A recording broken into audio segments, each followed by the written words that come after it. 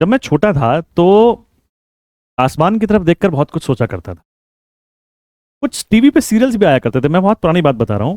Captain व्योम और कुछ serials, sigma करके सीरियल आता था, पता नहीं आप में तो ऑब्वियसली किसी ने नहीं देखे होंगे वो सब, शायद आपके पापा लोगों ने देखे हो। तो वो ये लोग बड़ा फैसिनेट करते थे, ये सब जो सीरियल्स होते थे। ये सीरियल्स क्या होते थे कि स्पेस में कोई स्पेसशिप उड़ रही है, अलग अलग तारों पे जा रहे हैं, अलग अलग प्लैनेट्स पर जा रहे हैं, और बड़ा फैसिनेशन होता था मुझे यार इन चीज़ों का। और मैं रात को, उस समय पॉल्यूशन भी बहुत ज़्यादा नहीं था, तो चंद्रमा और तारे बहुत साफ नजर आते थे। मैं रात को अक्सर सोचता रहता था कि ये कैसे हैं, कहाँ हैं। और मैं बहुत पागल था एक एस्ट्रोनॉट बनने के लिए। बट जिस एनवायरनमेंट में मैं पला बढ़ा उसमें शायद बहुत कम लोगों को ये पता था कि एस्ट्रोनॉट बनते कैसे हैं। तो खैर मैं भी फिर जो बाकी लोग जो करने लगे, मैं भी वही सब करने लगा। तो लेकिन मुझे बहुत फैसिनेशन था इस चीज़ का। तो उस फैसिनेशन की कुछ चीज़ें मैं आपको आज यहाँ डिस्कशन करूंगा जो आपके बहुत काम आएंगी कि स्पेस एक्चुअली है क्या, हम एक्चुअली हैं कहाँ। उसके कुछ आंसर्स हमारे पास हैं, ज्यादातर आंसर हमारे पास है नहीं, बट हाँ कुछ तो ही जो आंसर्स हैं उनकी थोड़ी बात कर लेते हैं। तो रात को जब हम आसमान को देखते हैं, तो जब ह्यूमन जब अर्ली एग्जिस्टेंस में अपनी था, वो भी आसमान को देखता होगा। जब अपनी सिविलाइजेशन सोसाइटी में आया वो तो आसमान को देखता था, वो सोचता था कि है क्या, ये सब लोग ऊपर हैं, हम नीचे हैं। सूरज ऐसे करके निकलता है और ऐसे करके डूब जाता है।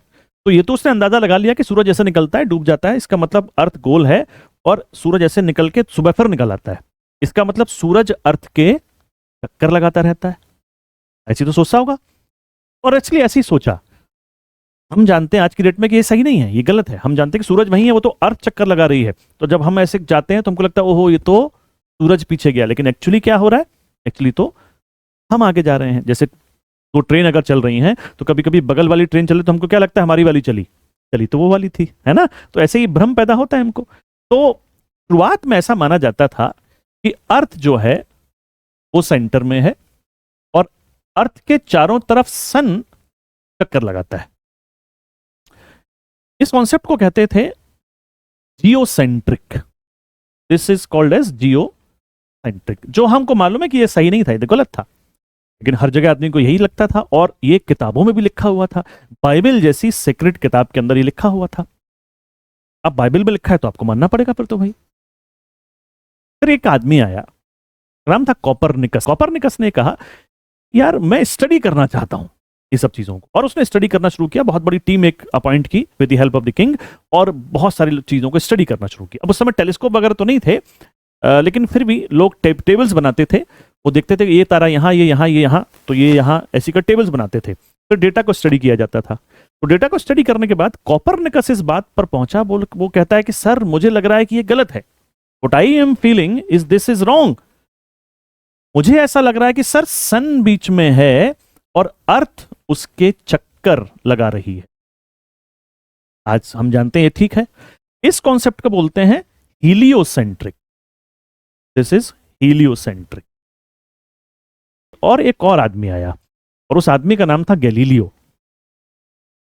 गैलीलियो जो है, गैलीलियो ने एक टेलीस्कोप बनाया। टेलीस्कोप समझते हैं, बड़ी लंबी दूरबीन जिससे कि आप तारों को, ग्रहों को देख सकते हैं। तो गैलीलियो वाज द पर्सन जिसने टेलीस्कोप बनाया, और उसने चीजों को स्टडी करना शुरू किया। उसने कहा सर कॉपरनिकस वाज राइट, और हम जान गए धीरे धीरे करके कि एक सन है, और सन के चारों तरफ कई प्लैनेट्स चक्कर लगाते हैं, खाली अर्थ नहीं। और हम ये तो आप जानते ही होंगे कि सन के चारों तरफ एक हमारा मरकरी है, फिर वीनस है, अर्थ है, मार्स है, के बाद आपका जुपिटर है, सैटर्न है, यूरेनस है, नेपच्यून है, और प्लूटो भी तो है, गया थोड़ी है, वो तो वही है ना प्लूटो। तो ये कुछ प्लैनेट से चक्कर लगाते हैं। बोले साहब 9 प्लैनेट हैं। कौन कौन से?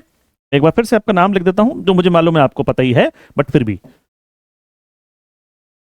This is mercury, Venus, earth, Mars, Jupiter, Saturn, Uranus, Neptune and Pluto. बोले साहब यही है, और कुछ और दूर कुछ स्टार्स हैं, तारे हैं, वो चक्कर वक्कर लगाते रहते हैं। वो क्या करते हैं हमें पता नहीं, बट ये तो हमारा सिस्टम है।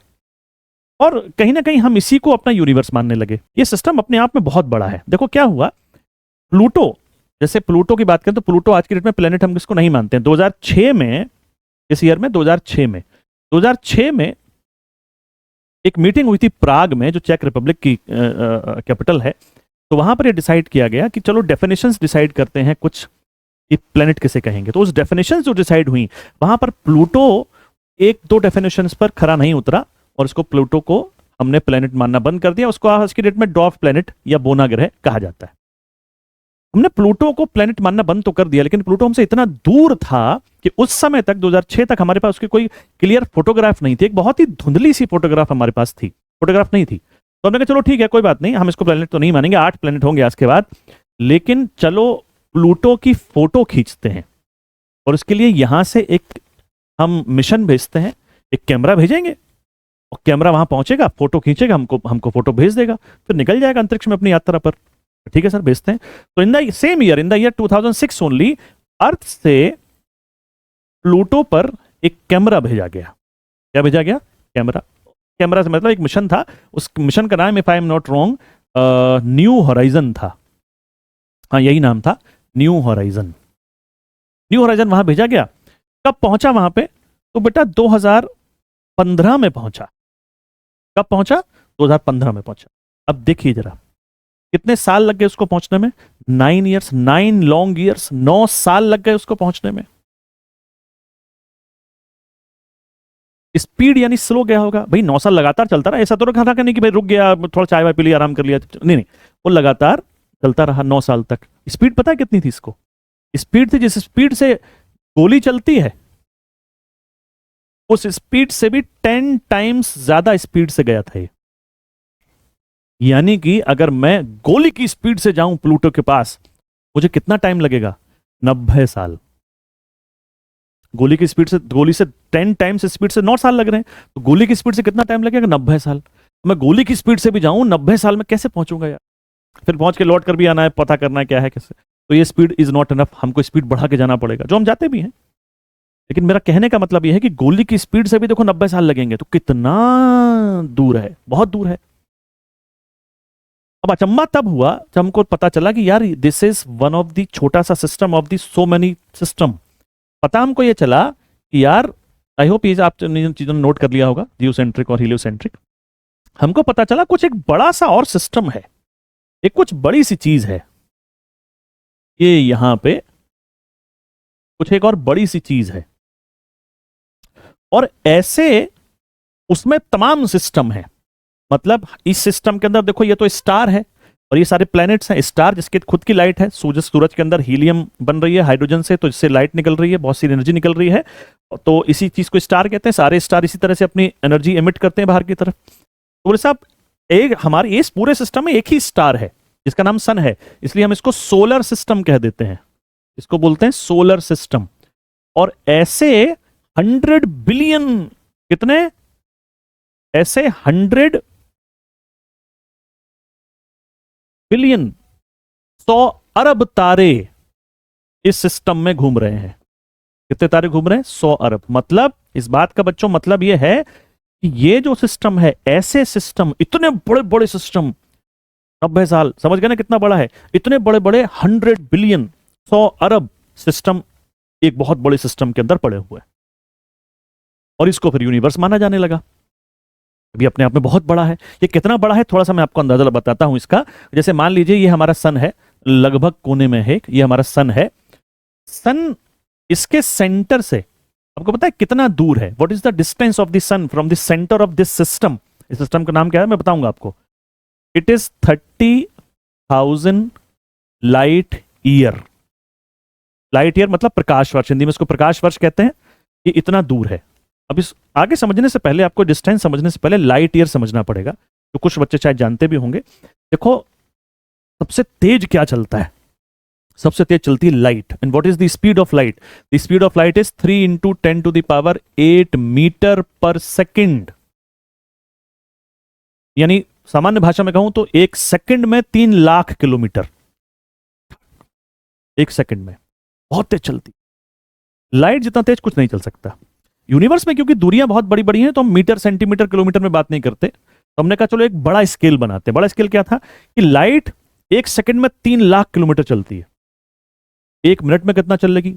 बहुत चलेगी। एक दिन में कितना चलेगी? बहुत चलेगी। एक साल में लाइट कितना चलेगी? भाई मेरी और आपकी सोच से भी ज्यादा चलेगी। बहुत चल लेती है लाइट एक साल में। एक साल में लाइट कितना चलती है वैसे मैं आपको बताऊं, जब कैलकुलेशन होता है तो इट इज 9.46 इंटू 10⁻15 मीटर। और ये जो डिस्टेंस है 9.46 इंटू 10⁻15 मीटर, इसी को कहते हैं 1 लाइट ईयर। इतनी डिस्टेंस इज 1 लाइट ईयर। यानी मैंने बोला कि ये जो सन है इसके सेंटर से 30,000 लाइट ईयर दूर है, मतलब लाइट अगर यहां से छोड़ी जाए तो इसके सेंटर तक पहुंचने में कितना टाइम लगेगा? 30,000 साल लगेंगे लाइट को पहुंचने में। तो मैं और आप पहुंच सकते हैं क्या? नहीं पहुंच सकते। मेरा मतलब है अरबों खरबों साल लग जाएंगे हमको यहां से यहां तक पहुंचने में, जो भी टेक्नोलॉजी आज की डेट में हमारे पास है उससे भी। फास्टेस्ट स्पीड से भी जाएंगे तो भी अरबों सालों में पहुंचेंगे। देखो लाइट की स्पीड से तो कुछ चल ही नहीं सकता। लाइट की स्पीड से आप जो भी चीज चलेगी वो एनर्जी में कन्वर्ट हो जाएगी। लाइट से 1/10 शायद चल सकता है कुछ चीज, ऐसी थ्योरीज कुछ हैं, लेकिन हमारे पास ऐसी कोई चीज है नहीं वैसे। तो हम अरबों सालों में यहां से यहां पहुंचेंगे। तो यहां है क्या, क्या कभी हमको पता हो चलेगा? कभी पता नहीं चलेगा। और मैं आपको बताऊं तो इस पूरे सिस्टम की अगर मैं आपको डायमीटर बताऊं कि यहां से लेकर यहां तक ये कितना बड़ा है, तो इसका आंसर है 1 लाख लाइट ईयर। मतलब लाइट यहां से यहां तक पहुंचने में 1 लाख साल लगा लेगी। इतना बड़ा सिस्टम है। Are you getting my point? इतने बड़े सिस्टम के इतने से पार्ट हैं हम। मजा तब आया जब किसी ने कहा सर ये भी यूनिवर्स नहीं है, यूनिवर्स का छोटा सा पार्ट है। It is only a Galaxy. ये सिर्फ एक गैलेक्सी है, जिसको हिंदी में आप अगर कहें तो आकाश गंगा कह देते हैं, इसको आकाश गंगा कह देते हैं। एक्चुअली यूनिवर्स तो कोई एक बहुत बड़ी चीज है। यूनिवर्स तो कोई एक बहुत बड़ी चीज है जिसमें ऐसी बहुत सी आकाश गंगाएं हैं। कितनी आकाश गंगाएं हैं? 100 बिलियन। अब ये कितना बड़ा हो गया? ये कितना बड़ा? ये अपने आप में बहुत बड़ा है। डिस्कशन लेकिन हमने किया, देखो लाइट इतने साल में यहां पहुंचेगी, इतना बहुत बहुत बड़ा, बहुत बड़ा भाई। अब ऐसे कितने और हैं? 100 बिलियन है। तो ये कितना बड़ा है? थोड़ा यार डिस्कशन ही नहीं करना, बहुत बड़ा है। ये इतना बड़ा सिस्टम है कि यहां पर अर्थ जैसे हजारों लाखों प्लेनेट रोज बनते हैं, रोज खत्म होते हैं। जब आप अगली बार किसी से कहें ना तो जानता है मुझे मैं कौन हूं, इस फिगर को याद कीजिएगा कि आप इतने बड़े सिस्टम में क्या हैं। इतना बड़ा सिस्टम, इतना बड़ा सिस्टम, और इसमें इतना सच ना के बराबर सिस्टम में आप ना के बराबर प्लेनेट में ना के बराबर चीज है। तो इस यूनिवर्स में आपकी और मेरी क्या एग्जिस्टेंस है?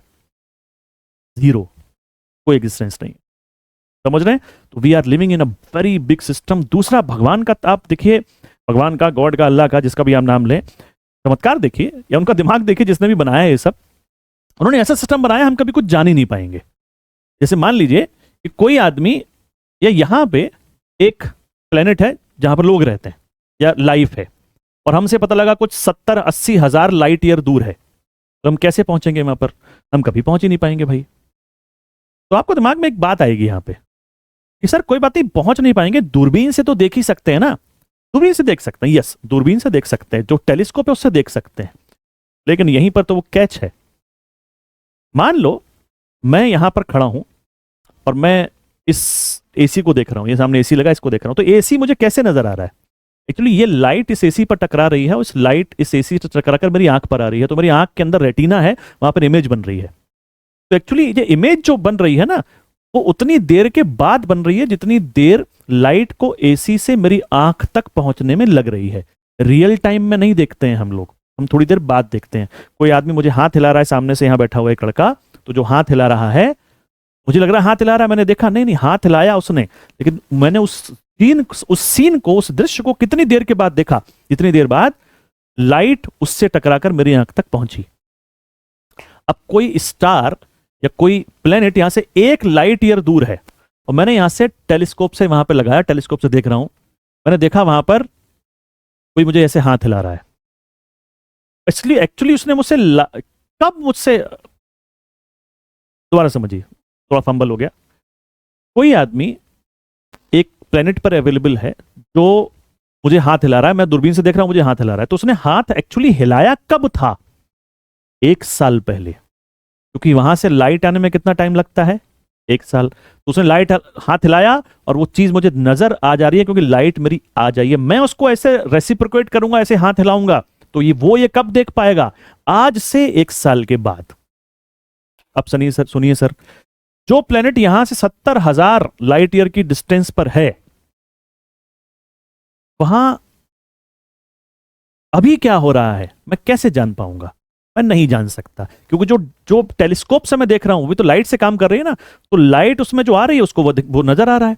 तो वहां उसने देखा कि यहां एक नीले रंग का धमाका हुआ, तो नीले रंग का धमाका एक्चुअली कब हुआ, 70,000 साल पहले। तो आज वहां क्या हो रहा है, क्या मैं जान पाऊंगा, नहीं। इसी तरह से अगर कोई प्लेनेट यहां से बहुत दूर है, पता लगा 2 लाख लाइट ईयर दूर कोई प्लेनेट है यहां से, वहां के लोग हमें देख रहे हैं, हमको देख पाएंगे, नहीं। अर्थ 2 लाख साल पहले कैसी थी उनको वो नजर आ रहा होगा, है कैच। इसीलिए तो आइंस्टीन कहते हैं जो जो लाइट है, बहुत इंपॉर्टेंस है लाइट की, लाइट ही तो टाइम को डिटरमाइन कर रही है, time is the 4th dimension, तभी तो बोल के कहे बहुत सारे रहस्य छुपे हुए हैं। तो मेरा कहने का मतलब यह कि इतने बड़े यूनिवर्स के अंदर हो क्या रहा है हमें पता ही नहीं चल सकता। कुरान ने मनुष्य को बहुत लिमिटेड पावर्स दे रखी हैं कि बेटा ले, लाइफ तो है लेकिन लाइफ यहां से 1 लाख लाइट ईयर दूर पर है, तो एक तो तू कभी वहां पहुंच ही नहीं पाएगा और वहां की इंफॉर्मेशन जो है वो तुझे आज मिलेगी नहीं। अब 1 लाख लाइट ईयर कोई चीज दूर है तो उसकी इंफॉर्मेशन यहां तक 1 लाख साल के बाद पहुंचेगी टेलीस्कोप से भी, और 1 लाख साल के बाद तो ह्यूमन रहेगा ही नहीं। अर्थ पता नहीं रहेगी कि नहीं रहेगी, लेकिन ह्यूमन तो नहीं रहेगा, ये तो फॉर श्योर है। आज का मेरा ऑब्जेक्टिव आपको यही बातें समझाना था कि हम जिस जगह जिस जगह रह रहे हैं वो जगह बहुत बड़ी है, हमारी और आपकी सोच से भी बड़ी है। एक आध चीज मैं आपको और बता दूं, हमारा ये सन है, हमारे सन के बगल में दूसरा जो स्टार है, जो हमारा सबसे पड़ोसी स्टार है, उसका नाम प्रोक्सिमा सेंटोरी है। नाम दे रखे हैं हम लोगों ने सबको, तमाम स्टार, 100 बिलियन स्टार, हमारे बगल वाला नाम है प्रोक्सिमा सेंटोरी। हमारी जो गैलेक्सी है उसका नाम पता है क्या है, उसका नाम है मिल्की वे। मिल्की वे, हिंदी में इसको दुग्ध मेखला कहते हैं। तो इस पूरे सिस्टम में मान लीजिए ये हमारी मिल्की वे है, तो हमारे पड़ोस की जो आकाश गंगा है, हमारे पड़ोस की जो गैलेक्सी है, उसको हमने नाम दे रखा है एंड्रोमिडा। क्या नाम दे रखा है, एंड्रोमिडा। ये कुछ बातों को आप याद रखिएगा। बल्कि मैं अगर आपको बताऊं कि भाई हम इंडिया में रहते हैं, we are living in India. India कहां है सर, चलो ऐसे ऐसे करके जूम आउट करते हैं। India is in Asia, and Asia कहां है, Asia is on earth. Where is earth, earth is on solar system. And where is solar system? Solar system is a part of our galaxy. And which is the name of our galaxy? It is Milky Way. And where is this galaxy? It is in universe. बीच में 2-3 step और भी आते हैं वैसे तो, खैर clusters of galaxies आते हैं, क्लस्टर ऑफ स्टार्स आते हैं, वो उसको मैंने पास कर दिया, फिर भी आप इसको समझिए। कुछ नई थ्योरीज भी हैं, वो ये कहती हैं, और जो बिल्कुल लॉजिकल बात कहती हैं, I will tell you, universe भी एक नहीं है, ऐसे अनगिनत यूनिवर्स हैं। तो हम तो यार इसी यूनिवर्स से परेशान है, कितना बड़ा है जाने, तो अनगिनत यूनिवर्स कहां से आएंगे। और फिर एक और जो सवाल हमारे जहन में आता है कि यार ये जो यूनिवर्स है, जब ये नहीं था तो क्या था, ये बना कैसे, पहली बात तो भाई कभी तो बना होगा, किसी ने तो बनाया होगा। और जब नहीं था तो क्या था, क्या खाली जगह थी, तो खाली जगह कहां से आई, और जब खाली जगह नहीं थी तो कैसी जगह थी, सॉलिड जगह थी, क्या था, समझ रहे हैं। दिमाग पे जोर डालते हैं तो दिमाग हमारा बिल्कुल बुझने लगता है कि यार तो ठीक है, कोई चीज कभी तो शुरू हुई होगी, जब शुरू नहीं हुई थी उससे पहले क्या था। फिर हम इस चीज का जवाब धर्म के ग्रंथों में ढूंढते हैं। ये एक अकेला ऐसा टॉपिक है जहां साइंटिफिक एक पॉइंट पर जाकर चुप हो जाते हैं, साइंटिस्ट जो हैं एक पॉइंट पर जाकर चुप हो जाते हैं, और फिर हमको धर्म की शरण में हम लोग पहुंचते हैं। हालांकि हमारे पास थ्योरीज हैं, बिग बैंग थ्योरीज बहुत कुछ बताती है, लेकिन बहुत सारे क्वेश्चंस हमारे अनआंसर्ड उसमें भी रह जाते हैं। ये वो हमारी गैलेक्सी है जिसके पार्ट हम लोग हैं, और सन यहां कहीं पर सन हमारा रहता है। This is the spiral galaxy of ours, और इसमें 100 अरब 100 बिलियंस ऑफ स्टार्स आते हैं। चलिए अगले लेक्चर में फिर कुछ और बात करते हैं, तब तक के लिए नमस्कार।